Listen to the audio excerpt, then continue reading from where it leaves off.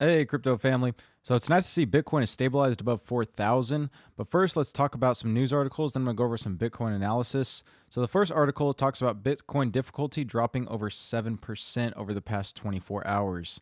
And I believe this is definitely helpful in the rise of its price, as well as more miners getting into the space. Now, despite this article saying that miners are still finding it difficult to remain profitable or even break even, if you go to this website here, it's called asicminer.com, and you can see exactly how much miners are being profited from Bitcoin. And you can see right now, using the SHA-256 algorithm, over 8 miners are profitable with Bitcoin versus 5 only a week ago, and then 3 a couple weeks before that. So miners are becoming more and more profitable as Bitcoin's price rises and its difficulty decreases. So I think it's definitely something to keep in mind as these difficulty adjustments happen, especially the way difficulty adjustments work are every 2 weeks, there's supposed to be 2016 blocks mined. Now, if there's less than that in that 2 week period, then the difficulty is going to decrease to try to get to that mean level. If there's more that are mined, then difficulty is going to increase to try to bring it down. So it's every 2 weeks, you want to see if there's 2016 blocks that are mined, and if not, the difficulty adjusts accordingly. Now, the next article we're going to talk about is actually also is Bitcoin Cash's price rise. And I'm going to go over this also, but you can see now Bitcoin Cash is 10% more profitable to mine Bitcoin Cash versus Bitcoin. So again, that is maybe also contributing to the rise in Bitcoin Cash's price, which I'll talk about in a minute. But the second article I want to talk about is by Cointelegraph, and it says Coinbase moves $5 billion, reports largest crypto transfer on record. So as you know, Coinbase holds a ton of coins. They actually launched their Coinbase custody solution in July to try to get more investors to come into their space.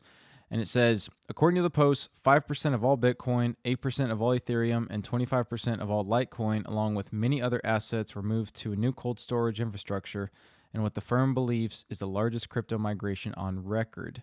It says Coinbase reports that last week, the firm completed an on-blockchain migration of approximately $5 billion of cryptocurrency from Generation 3 to Generation 4 of our cold storage infrastructure.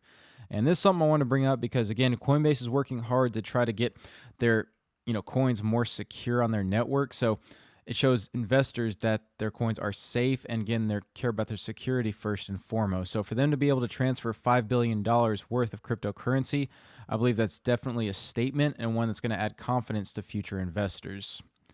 Now, the last article I want to talk about is one by Cointelegraph, and it says, Facebook is developing a cryptocurrency for transfers in WhatsApp. So as you know, WhatsApp is a popular app that's used in a lot of international communications and over Wi-Fi networks, and it says Facebook is making a cryptocurrency for users of the messaging service WhatsApp. Bloomberg reported on December 20th. The token will purportedly be used for money transfers made within the app and will focus on the remittances market in India. So that's something to keep in mind because India is a huge population, and for them to get started, with a cryptocurrency in WhatsApp, then that's just going to increase the adoption and again increase the use of cryptocurrencies. Now, what it says here is Facebook, while they were against crypto, they did have a crypto ban for ads last year.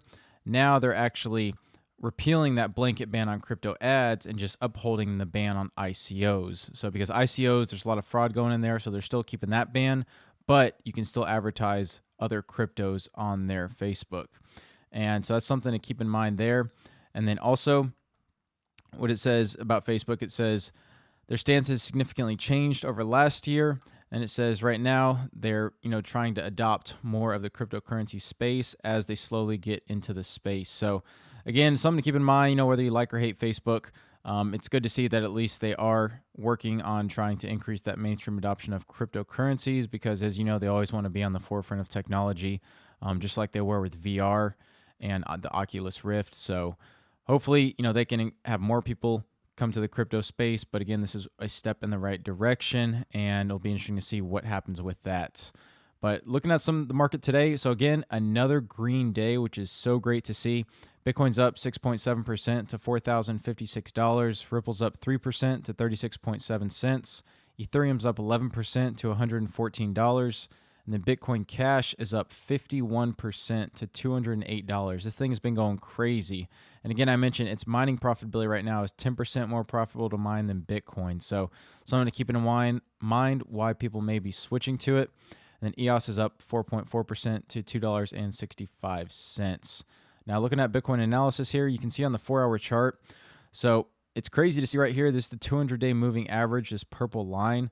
And once it crossed over 4,000, Bitcoin went to a high of $4,168. And then it fell and actually bounced off of that 200-day moving average, not once, but twice. So again, something to keep in mind when you are doing these short-term trades, maybe even these swing trades. Look at these moving averages. They could definitely help. I have the 50-day, the 128-day, and then the 200-day. So hopefully we can hold this $4,000 level. If we do, the next resistance we're going to be looking at is between $4,350 and then $4,600. And I got those levels because on November 28th, December 1st, and November 23rd, it tried to get above that 4,350 and failed.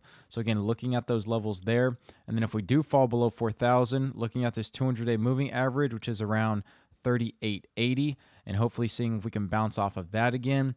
And if not, then our next support is looking here at 3,600 level, which also coincides with the 128-day moving average. So RSI is still way overbought. Again, we could cool, but the way Bitcoin's been going, we may have another rally. So again, always set your stops and make sure you trade accordingly. But if you enjoyed this video, please give it a like, comment if you have any questions or you liked it, and please subscribe if you haven't. Till next time, thanks for watching.